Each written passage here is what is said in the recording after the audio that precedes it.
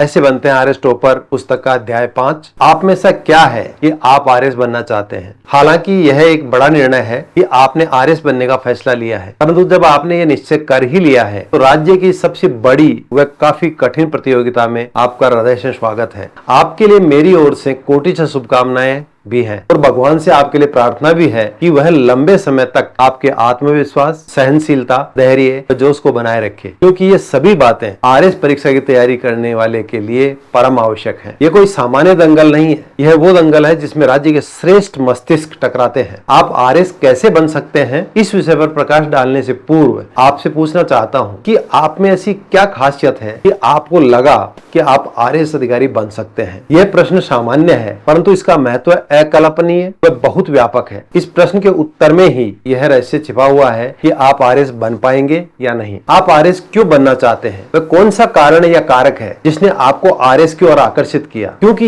यह क्यों why he निर्धारित करता है आपकी सफलता को। विक्टर फ्रैंकल अपनी बेस्ट सेलर पुस्तक मैन्स सर्च फॉर मीनिंग में लिखते हैं कि जिनके पास जीवन जीने का कारण क्यों है, वे किसी भी तरह के कैसे हाउस को सहन कर सकते हैं। उनका कहना है कि बहुत सारे लोगों के पास जीने के साधन तो हैं, लेकिन जीने के कोई अर्थ नहीं है। ठीक यह बात आरएस की तैयारी करने वाले अधिकांश प्रतियोगियों पर लागू होती है। वे फैसला तो कर लेते हैं कि आरएस बनना है, लेकिन क्यों बनना है यह स्पष्ट नहीं होता। ये बात मैं इसलिए कह रहा हूं कि मैंने काफी अभ्यर्थियों से यह प्रश्न किया है और इसका उत्तर भी जाना है। कुछ प्रमुख उत्तर निम्नलिखित हैं। मैं पढ़ने में होशियार हूं, इसलिए मुझे लगता है कि मैं आरएस बन सकता हूँ। कुछ ने कहा मेरे पेरेंट्स ऐसा चाहते हैं, मेरे सगे संबंधी ऐसा चाहते हैं, मैं कठिन परिश्रमी हूँ, मैं रटने में तेज और कुछ भी रट सकता हूँ, मेरे टीचर कहते हैं कि मैं आरएस बन सकता हूँ, मैं थ्रू आउट टॉपर रहा हूँ इसलिए मैं आरएस बन सकता हूँ, मेरी याददाश्त अच्छी है इसलिए मैं आरएस बन सकता हूँ, मैंने काफी समय से ठान रखी है कि मुझे आरएस तो बनना ही है, मैं ईमानदार हूँ, ईमानदारी से काम करूंगा, मैं ग्रामीण परिवेश से हूँ, ग्रामीणों को बेहतर ढंग से जानता हूँ। मित्रों,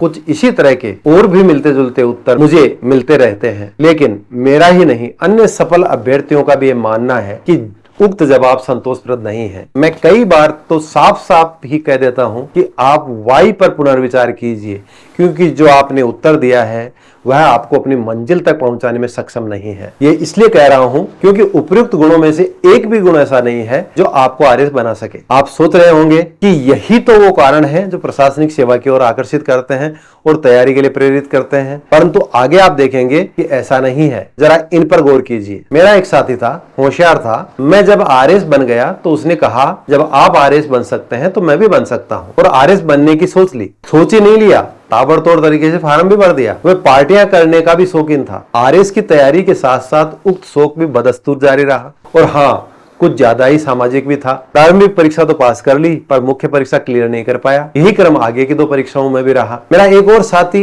ये कहते हुए इस महासंग्राम में कूद पड़ा कि मैं तो 15-16 घंटे रोजाना पढ़ सकता हूँ, मुझे तो आरएस बनने से कोई रोक ही नहीं सकता। ये साथी वाकपटु थे, बातूनी थे, रोजाना अपने आप की आरएस बनने की उद्घोषणा करते रहते। इनका कहना था कि मैं रोजाना इतना पढ़ता हूं तो मेरा सिलेक्शन क्यों नहीं होगा।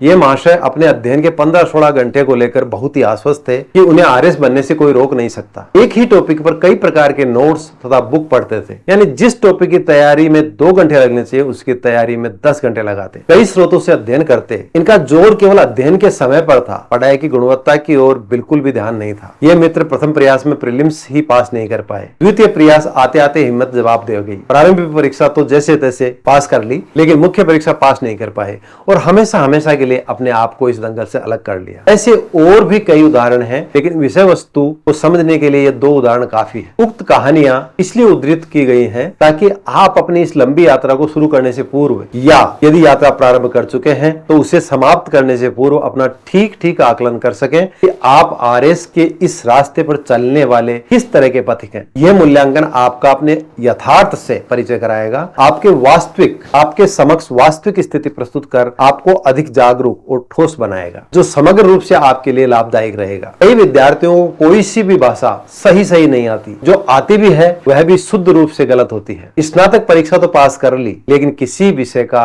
उन्हें कुछ भी ज्ञान नहीं है, यहाँ तक कि वे नहीं जानते कि आरएस परीक्षा की स्कीम क्या है। इस तरह के विद्यार्थी भी फैसला कर बैठते हैं कि आरएस बनूंगा। और विशेष बात यह है कि आरएस परीक्षा के इस दुष्चक्र में पढ़कर अपने जीवन के बहुमूल्य 4-5 साल बर्बाद कर देते हैं। आरएस के लिए निपुणता। मैंने अभी कई लोगों को आरएस के लिए गाइड किया है। इनमें से कितने आरएस बनने के योग्य थे ये मायने नहीं रखता, मैं तो इस बात का है कि कितनों ने स्वयं को इसके काबिल बनाया। ये सर्वमान्य धारणा है कि कोई भी काबिल होता नहीं, काबिल बनना पड़ता है। अपने आप को आरएस के काबिल बनाना पड़ता है। ये एक दक्षता है जो सीखी जा सकती है। जो उद्यमी अपने आप को इसके लायक बना लेता है वह सफल हो जाता है। जो अपने आप को इसके योग्य बनाने हेतु उत्सुक व प्रयासरत है, चाहे वो सेकंड डिविजनर या थर्ड डिविजनर ही क्यों न हो, सफल हो ही जाता है। और जो फर्स्ट डिविजनर इस कौशल को आत्मसात नहीं करते वे असफल हो जाते हैं। अपने आप में यह काबिलियत विकसित व आत्मसात करने की प्रक्रिया लंबी व जटिल है, परंतु संभव है। यही कारण है कि यह काबिलियत अर्जित करने वालों का प्रतिशत बहुत कम है। वर्ष 2018 की आरएस परीक्षा में आरएस के 75 पद थे तथा प्रारंभिक परीक्षा में करीब 3,75,000 अभ्यर्थी बैठे थे। यानी इस परीक्षा में प्रत्येक 5,000 अभ्यर्थियों में से एक अभ्यर्थी ही आरएस बनेगा। इससे यह आसानी से अंदाजा लगाया जा सकता है कि आरएस के लिए अपने आप को काबिल बनाना क्यों आवश्यक है, वह कितना काबिल बनाना है। आपको आरएस में चयनित होने के लिए कम से कम इतने सामर्थ्य तो जुटानी ही होगी, इसका कोई विकल्प नहीं है। अपने आप को इसके लायक बनाने हेतु आपको कई मोर्चों पर निरंतर प्रयास करने होते हैं। आपको अध्ययन सामग्री जुटानी होती है, अध्ययन करना होता है, लिखने का अभ्यास करना होता है, हैंडराइटिंग सुधारनी होती है, स्पीड ऑफ राइटिंग बढ़ानी होती है, समाचार पत्र पत्रिकाएं पढ़नी होती हैं, व्यक्तित्व विकास करना होता है, मौखिक संप्रेषण में निपुणता लानी होती है, माइंड को संश्लेषणात्मक व विश्लेषणात्मक स्तर पर ट्रेन करना होता है, लिखित संप्रेषण रिटर्न कम्युनिकेशन को प्रभावी बनाना होता है। इस तरह जैसे युद्ध कई मोर्चों पर लड़ा जाता है, उसी तरह इसकी तैयारी भी इन विभिन्न मोर्चों को दृष्टिगत रखते हुए करनी होती है। तभी आप वह कौशल व निपुणता अर्जित कर पाते हैं जो आरएस बनने के लिए अनिवार्य है। मैं सभी अभ्यर्थियों को यह सलाह देता हूं कि अगर इस सेवा में प्रवेश पाना है तो समाचार पत्रों का नियमित अध्ययन करें। कम से कम 2 स्थानीय समाचार पत्र व कम से कम 1 राष्ट्र स्तरीय समाचार पत्र का अनवरत अध्ययन करें। अध्ययन के दौरान सामने आने वाले महत्वपूर्ण टॉपिक्स के नोट्स भी तैयार करते रहें। शुरू में सभी आश्वस्त करते हैं कि ऐसा करेंगे, लेकिन इनमें से अधिकांश अभ्यर्थी कुछ दिनों या महीनों के बाद ही इसकी नियमितता को छोड़ देते हैं। एक भी दिन का अखबार नहीं पढ़ना आपके लिए बहुत घाटे का सौदा हो सकता है। हेनरी डेविड थोरो ने भी यही कहा है कि वही सफल होता है जिसका काम उसे निरंतर आनंद देता रहता है। सफलता आमतौर पर उन लोगों को मिलती है जो इसकी तलाश में बहुत व्यस्त रहते हैं। कई अभ्यर्थी ऐसे भी होते हैं जो कई समाचार पत्रों को रोजाना 3-4 घंटे पढ़ते हैं। वे समाचार पत्रों को केवल पढ़ते हैं, उनकी खबरों पर विभिन्न दृष्टिकोणों से सोच विचार नहीं करते। ये अभ्यर्थी आवश्यकता से अधिक समय केवल समाचार पत्रों को ही देते हैं, लेकिन जब इनसे पूछा जाता है तो वे इनमें से कुछ विशेष नहीं बता पाते, क्योंकि वे थोड़ा कई अखबारों से पढ़ते हैं और पढ़े हुए टॉपिक्स पर मनन नहीं करते। राजस्थानी में एक कहावत है, पचत खेती घोकत विद्या, यानी परिश्रम करने से खेती अच्छी होती है और सोचने विचारने और मनन करने से विद्या अच्छी आती है। ऐसे अभ्यर्थी किसी भी चीज को ढंग से व गहराई से नहीं पढ़ पाते। इनका अध्ययन सतही तौर का होता है। समाचार पत्र ही क्यों, अन्य अध्ययन सामग्री के संबंध में भी इनका यही रवैया रहता है। ये लोग पूछते हैं कि हम तैयारी कैसे करें। इनको विधि भी बताई जाती है, रणनीति भी समझाई जाती है। ये कैंडिडेट्स कुछ समय तक बताई गई रणनीति के मुताबिक पढ़ाई भी करते हैं, परंतु धीरे धीरे पुराने डर्रे पर आ जाते हैं। They fall back to square one. ये सतत परिश्रम नहीं कर पाते। इनका मोटिवेशन कुछ महीनों बाद ही गिरने लगता है। इनका धैर्य जवाब देने लगता है। इनकी आशा कमजोर पड़ने लगती है। इनकी संकल्प शक्ति जवाब देने लगती है। ये केवल 1-2 अभ्यर्थियों के साथ ही नहीं होता, बल्कि अधिकांश अभ्यर्थियों की स्थिति ऐसी ही होती है। केवल 1-2 अभ्यर्थी ही हजारों में से ऐसे होते हैं जो ऐसा नहीं करते। एक्सरे किरणों के खोजकर्ता व भौतिकी के क्षेत्र के पहला नोबेल पुरस्कार 1901 में पाने वाले विल्हम रोटजन ने भी सफलता के लिए परिश्रम पर जोर देते हुए कहा था कि great discoveries are made accidentally less often than the populace likes to think. आमजन की सोच के विपरीत महान आविष्कार संयोगवश बहुत कम होते हैं। उनका मानना था कि महान सफलताएं संयोग से कम बल्कि सतत कठिन परिश्रम से अधिक मिलती हैं। वर्ष 2019 में फिजिक्स का नोबेल पुरस्कार प्राप्त करने वाले ब्रह्मांड विज्ञानी कैनेडियन अमेरिकन जेम्स पीबल्स ने खोजा कि ब्रह्मांड का 95% हिस्सा अदृश्य डार्क मैटर व डार्क एनर्जी से बना है एवं CMBR cosmic microwave background radiation सबसे महत्वपूर्ण एनर्जी खोजों के अन्वेषणकर्ता ने भी बताया है कि यदि आप सफल होना चाहते हैं तो do not be sloppy, remain focused, यानी आलसी लापरवाह न बने, फोकस्ड रहें और आरएस बनने के इच्छुक जो अभ्यर्थी सतत कठिन परिश्रम बिना लापरवाही के करते रहते हैं, वे सफलता की जयमाला का वर्ण निश्चित रूप से कर लेते हैं। वर्तमान समय में ये देखने में आया है कि आरएएस की तैयारी विकल्प नहीं होकर एक फैशन बन गया है। जब इनसे पूछा जाता है कि आजकल क्या कर रहे हो, तो बड़े गर्व के साथ कहते हैं कि आरएस की तैयारी कर रहे हैं, जबकि हकीकत में ज्यादातर लोग तैयारी के नाम पर टाइम पास करते हैं, क्योंकि इन्हें मालूम ही नहीं होता कि इस परीक्षा की स्कीम क्या है, तो तैयारी कैसे की जाए। यदि इन्हें बता भी दिया जाए तो भी ये लोग करेंगे अपने मन की ही। मित्रों, मेरी आपको सलाह है कि जब आप ये सोचें मुझ में ऐसा क्या है कि मैं आरएस बन जाऊंगा, तो आपको अपने अंदर उस क्या की अपने अंदर गहनता व पूर्ण सजगता से तलाश करनी चाहिए कि आप स्वयं को उसके अनुकूल कितना ढाल सकते हैं। हो सकता है आपकी प्रतिभा, आपकी योग्यता आरएस से भी बेहतर हो, लेकिन आप इस बात को जरूर ध्यान रखें कि जहां सुई की आवश्यकता होती है वहां तलवार व्यर्थ है। रहीम ने देखी बड़ेन को लघु न दीजिए डारी, जहां काम आवे सुई कहा करे तरवारी। आज से करीब 400 वर्ष पूर्व अकबर के नवरत्नों में से एक अब्दुल रहीम खान द्वारा कही गई उक्त बात आज भी अत्यंत प्रासंगिक है। इसलिए आपको अपने स्वयं का सही सही आकलन कर लेना चाहिए। आरएएस के काबिल कैसे बने? जब आप ये सोचें कि मुझ में ऐसा क्या है कि मैं आरएस बन जाऊंगा, तो आपको अपने अंदर इसी तत्व की खोज करनी चाहिए कि आप स्वयं को इसके अनुकूल कितना ढाल सकते हैं। सर्वप्रथम तो आपको इस सेवा में प्रवेश करने के लिए प्रेरित व प्रभावित करने वाले तत्वों का ठीक ठीक पता लगाना होगा। आप इन तत्वों को किस हद तक प्राप्त करना चाहते हैं? मेरा कहने का तात्पर्य यह है कि आपको अपना 360 डिग्री आत्म विश्लेषण करना आवश्यक है कि आप इस सेवा में क्यों आना चाहते हैं। क्या आप इसके लिए वह कीमत चुकाने के लिए तैयार हैं जो मेहनत, धैर्य, स्वप्रेरणा, निरंतरता, दृढ़ता के रूप में भुगतान करनी होती है। आरएएस परीक्षा में बैठने का निर्णय काफी सोच विचार कर किया जाने वाला विषय है। इस परीक्षा के बारे में पूर्ण चिंतन, मनन व विचार किए बिना निर्णय करना बहुत विनाशक साबित हो सकता है। ये परीक्षा अभ्यर्थियों के कई आयामों की परीक्षा होती है। इस प्रतियोगी परीक्षा के इच्छुक विद्यार्थी को अपने समस्त प्रबल पक्षों व कमजोर पक्षों पर गहनता से विचार कर लेना अत्यंत जरूरी है। इस संग्राम में अभ्यर्थी को संस्कृत के महान कवि भारवी की यह सलाह अत्यंत प्रासंगिक है। सहसा विदधीत न क्रियाम विवेक है, परमा पदाम पदम वृणुते ही विमृश्य कारिणम गुण लब्धा स्वमेव संपदः। किरातार्जुनीयम द्वितीय सर्ग 30। अर्थात बिना विचारे उतावली में कोई काम कभी नहीं करना चाहिए। अविचार सब विपत्तियों का मूल है। विचार पूर्वक कार्य करने वाले की मनोवांछित कामनाएं स्वयं पूर्ण हो जाती है। हिंदी काव्य में भी उचित ही कहा गया है कि बिना विचारे जो करे सो पाचे पछताए, काम बिगाड़े आपनो जग में होत हंसाए। एक बार जब आपने पूर्ण सोच विचार कर यह निर्णय ले लिया व ठान लिया कि आरएस बनना है, तो फिर आपको मानसिक दृढ़ता और अपने निर्णय पर डटे रहने की क्षमता विकसित करना आवश्यक है। और आप यह पूर्णतः आश्वस्त होकर मान सकते हैं कि आप वह प्राप्त कर लेंगे जो आप चाहते हैं। द अल्केमिस्ट पुस्तक के लेखक पायलो कोएलो ने अपनी इस पुस्तक में एक अत्यंत प्रभावशाली विचार अंकित किया है। और जब आप कुछ चाहते हो तो पूरी कायनात आपको सफल बनाने के लिए षड्यंत्र रचने लगती है। भगवत गीता, महात्मा बुद्ध, महात्मा गांधी इत्यादि ने भी यही संदेश दिया है, आप जैसा सोचते हैं वैसा ही बन जाते हैं। स्वामी विवेकानंद ने कहा है, एक विचार लो, उसी विचार को अपना जीवन बनाओ, उसी का चिंतन करो, उसी का स्वप्न देखो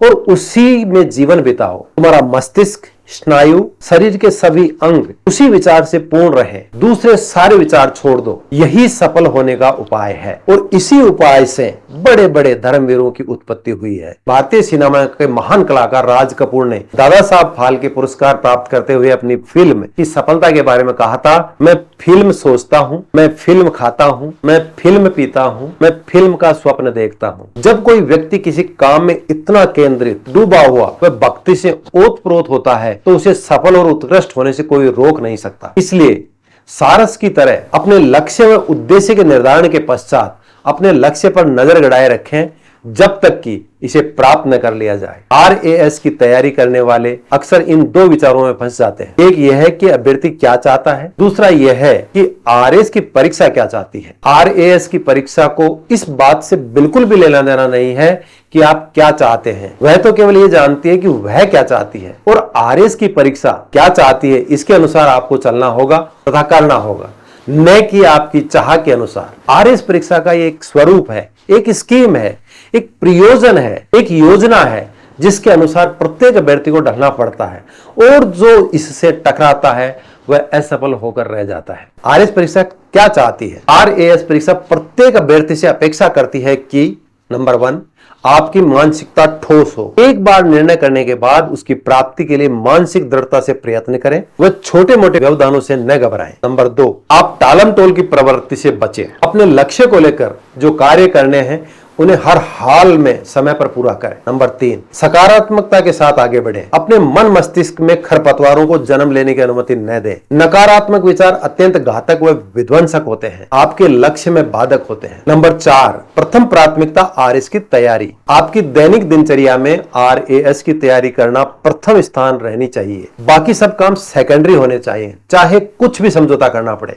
आप सक्रियता व जागरूकता के साथ आरएएस की तैयारी करें। आपकी मानसिक मजबूती आपके अंदर ऊर्जा के चारों चैनलों शारीरिक, मानसिक, भावनात्मक व आध्यात्मिक को उन्मुक्त कर देती है। आप शारीरिक रूप से स्वयं को चुस्त दुरुस्त तथा मानसिक रूप से प्रसन्न महसूस करते हैं यदि आप सकारात्मकता के साथ सक्रिय होकर अध्ययन करते हैं। आप में सकारात्मक सोच की प्रचुरता बढ़ने लगती है। आप अपने लक्ष्य से भावनात्मक स्तर पर गहराई से जुड़ जाते हैं तथा आपकी भावना की ऊर्जा आपको निरंतर कुछ न कुछ करने के लिए प्रेरित करती रहती है। जब आपको उक्त तीनों ऊर्जाओं का संयुक्त रूप से सहयोग प्राप्त होता है तो ये तीनों ऊर्जाएं आपके लिए चौथी ऊर्जा यानी आध्यात्मिक ऊर्जा का निर्माण करती है। ये ऊर्जा आपको सुखद एहसास कराती है। यह ऐसे संयोगों की रचना करती है कि आपको लक्ष्य प्राप्ति में मदद मिलती है। नंबर 6, आंतरिक जरूरत। यह एक बहुत ही महत्वपूर्ण तथ्य है कि इस राज्य स्तरीय दंगल में सफल होने के लिए आरएएस बनने का बाहरी दिखावा मात्र पर्याप्त नहीं है। इसके लिए आप में आंतरिक व्याकुलता होनी चाहिए। आप में इसका प्रेरक तत्व आंतरिक होना चाहिए। यह तत्व वही है जिसके बारे में भारत के सबसे लोकप्रिय राष्ट्रपति रहे डॉक्टर अब्दुल कलाम ने कहा था, सपने वो नहीं जो आप नींद में देखते हैं, सपने वो हैं जो आपको नींद ही नहीं आने देते। आपकी यह आंतरिक प्यास ऐसी हो कि इसकी तृप्ति के लिए आप कुछ भी कर गुजरने के लिए आमादा हो। आरएएस की परीक्षा भी इसी तरह की प्यास की अपेक्षा करती है।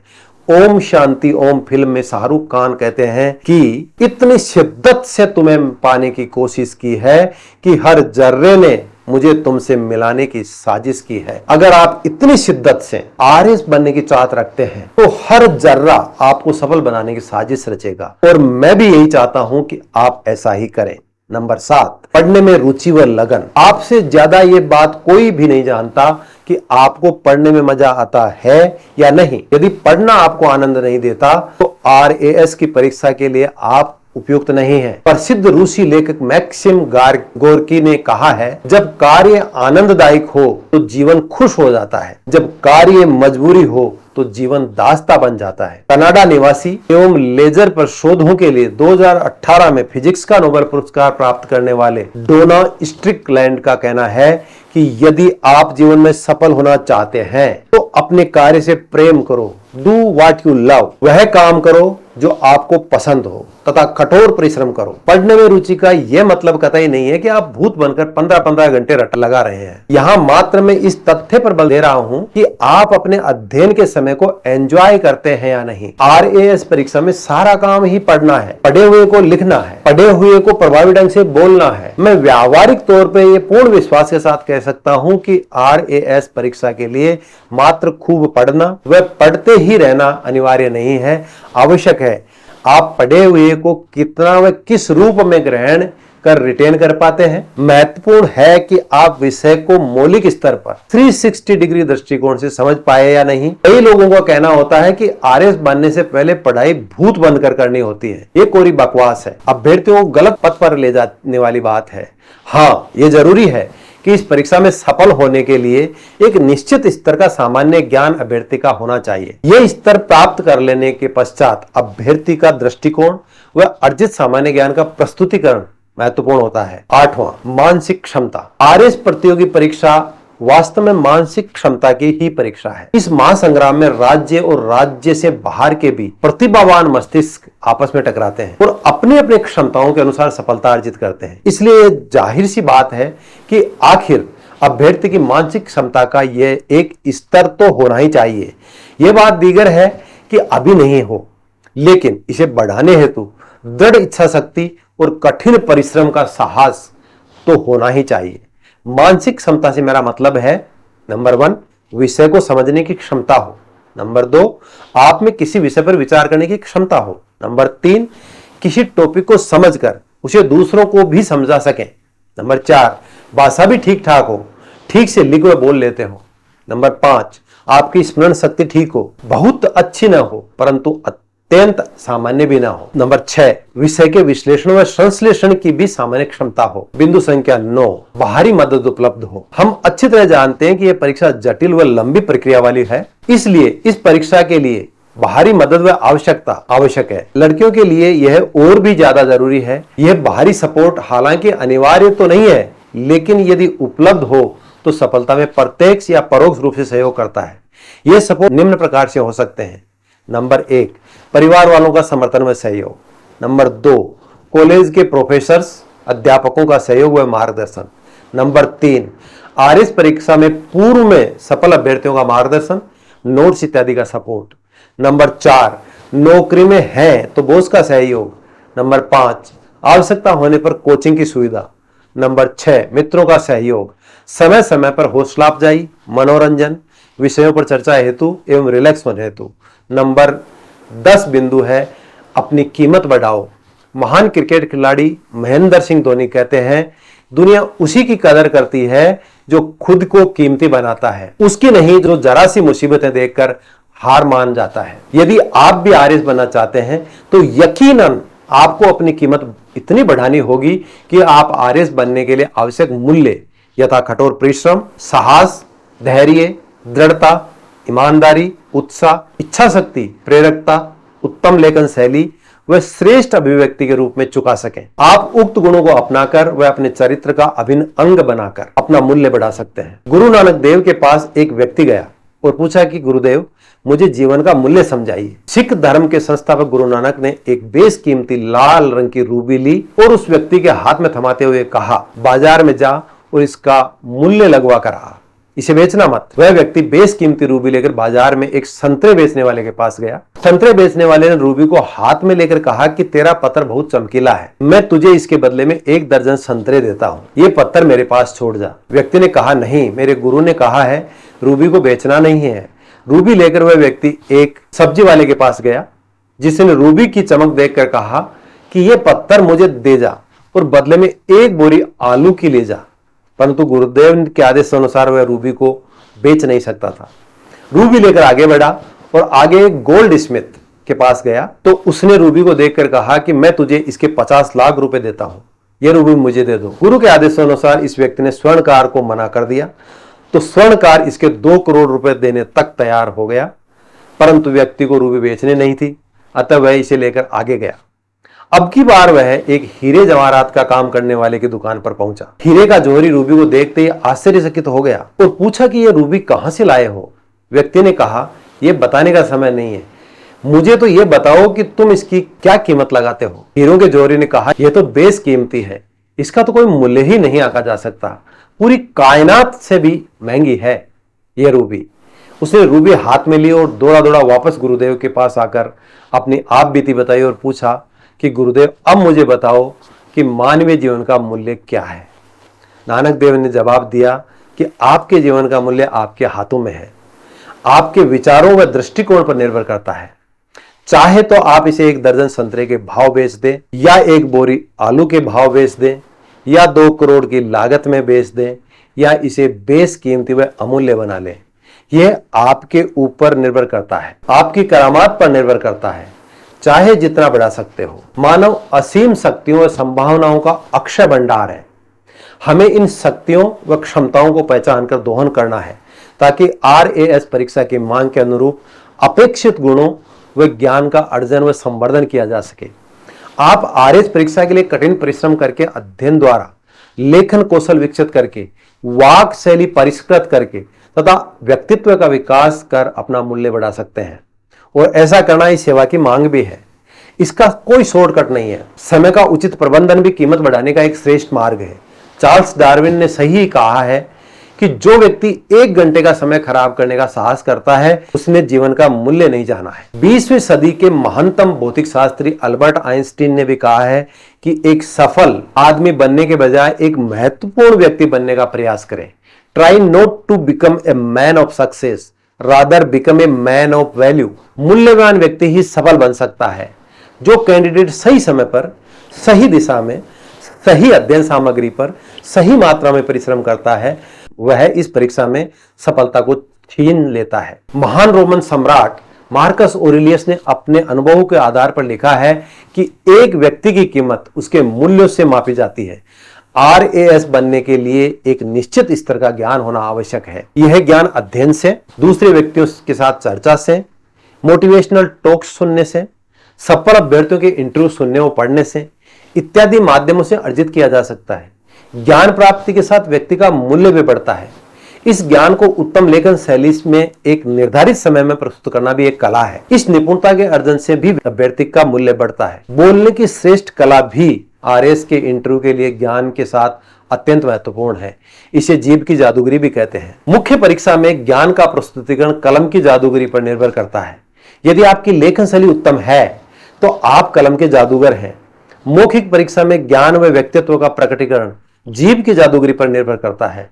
यदि आप बोलने की कला में निपुण हैं तो वाक कला कौशल से इंटरव्यू में अच्छे अंक प्राप्त कर सकते हैं। इस तरह कैंडिडेट अपने मानसिक कौशल, कलम कौशल व वाक कौशल को विकसित व परिष्कृत करके इस परीक्षा में सफलता को अपने वश में कर सकता है। महान यूनानी दार्शनिक सुकरात कह गए हैं कि जीवन नहीं, अच्छे जीवन को महत्व देना चाहिए। इसलिए गांधी जी ने भी कहा कि ऐसे सीखो जैसे तुम्हें हमेशा जीना है। RAS परीक्षा नृत्य कला से ज्यादा कुश्ती की तरह है। इस कुश्ती में जिसके पास मानसिक कौशल, लेखन कौशल व वाक कौशल श्रेष्ठ होगा वही सफल होगा।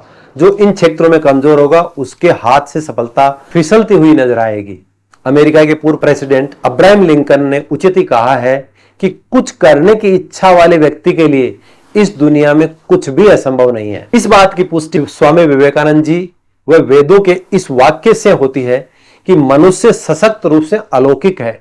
Man is potentially divine. सभी मनुष्य ईश्वर के पुत्र हैं। क्योंकि मनुष्य ईश्वर का ही अंश है, अतः मनुष्य असीम शक्तियों और संभावनाओं का भंडार है। अतः वह कुछ भी प्राप्त कर सकता है। इसके लिए उसे आवश्यक उपकरणों व संसाधनों का उपयोग कर बुद्धि बल से विजय का मार्ग प्रशस्त करना है। ये कठिन तो है पर पूर्णतः मुमकिन है। व्यक्ति अपनी कीमत अपने ऊपर नियंत्रण करके भी बढ़ा सकता है। आज से 2500 वर्ष पूर्व गौतम बुद्ध ने घोषित किया था कि व्यक्ति खुद ही अपना सबसे बड़ा रक्षक हो सकता है और कौन उसकी रक्षा कर सकता है। अगर आपका खुद पर पूरा नियंत्रण है तो आपको वह क्षमता हासिल होगी जिसे बहुत कम लोग हासिल कर पाते हैं। अपने ऊपर पूर्ण नियंत्रण करने का प्रयास करें। अपनी इंद्रियों का नियंत्रण अत्यंत महत्वपूर्ण है। अपने 5 ज्ञानेंद्रियों, 5 कर्मेंद्रियों व मन पर नियंत्रण होना सफलता के लिए परम आवश्यक है। ऋग्वेद कहता है कि हमारा मन अक्षय ज्ञान का कोश है। मन की शक्ति को अक्षय कहा गया है। मन ही मानव का प्रेरक है। मन की गति अगेय है। बुद्धि की सहायता से मन व 10 अन्य इंद्रियों पर नियंत्रण किया जा सकता है और इन इंद्रियों को व्यक्ति अपने जीवन कल्याण की ओर लगा सकता है। ऋग्वेद कहता है कि यदि बुद्धि और मन में समन्वय है तो लक्ष्य कितना ही ऊंचा हो वह सिद्ध हो जाता है। मन, शुद्धि और बुद्धि की एक लक्ष्यता उसे निर्धारित लक्ष्य तक पहुंचाती है। मन का काम होता है इंद्रियों द्वारा प्राप्त ज्ञान को बुद्धि को पहुंचाना। यदि मन व बुद्धि में समन्वय है तो कार्य सुंदर ढंग से होगा। इस प्रकार बुद्धि को कुशाग्र बनाकर तथा मन को पवित्र करके अपनी काबिलियत बढ़ाई जा सकती है जो सफलता में सहायक होती है। RAS परीक्षा का प्रत्येक अभ्यर्थी अपने अपने अंदर साहस का बीजारोपण कर साहस रूपी पौधे को पाल पोस कर बड़ा बना सकता है। साहस व्यक्तित्व का एक अनमोल गुण है। नोबेल पुरस्कार विजेता विंस्टन चर्चिल कहते हैं कि साहस मानवीय गुणों में प्रमुख है क्योंकि ये वो गुण है जो बाकी सभी गुणों की गारंटी देता है। महान अंग्रेजी लेखक विलियम शेक्सपियर ने लिखा है कि हमारी किस्मत सितारों में नहीं बल्कि हमारे अपने अंदर है। हमें अपनी ताकत, मेहनत व निपुणता से हमारे अंदर सुसुप्त विराजमान किस्मत को जगाना है। नंबर 11, RAS की मुख्य परीक्षा लिखने वाले सभी अभ्यर्थी करीब करीब समान स्तर के होते हैं। उनकी मानसिक क्षमता लगभग समान स्तर की होती है, लेकिन प्रत्येक अभ्यर्थी ने अपने आप को कैसे गढ़ा है यह निर्धारित करता है सफलता को। कबीर का यह दोहा भी इसी ओर इंगित करता है। कबीरा लोहा एक है, गढ़ने में है फेर, ताही का बख्तर बने ताही की शमशेर। शमशेर यानी तलवार। यह तो प्रत्येक अभ्यर्थी के कौशल और निपुणता पर ही निर्भर करता है कि वह अपने आप को किस रूप में गढ़ता है। यदि उसने RAS परीक्षा की आवश्यकता को ध्यान में रखते हुए परिश्रम किया है तो सफलता उसके नजदीक आ जाएगी, अन्यथा सफलता उसके लिए मृग तृष्णा बनकर रह जाएगी।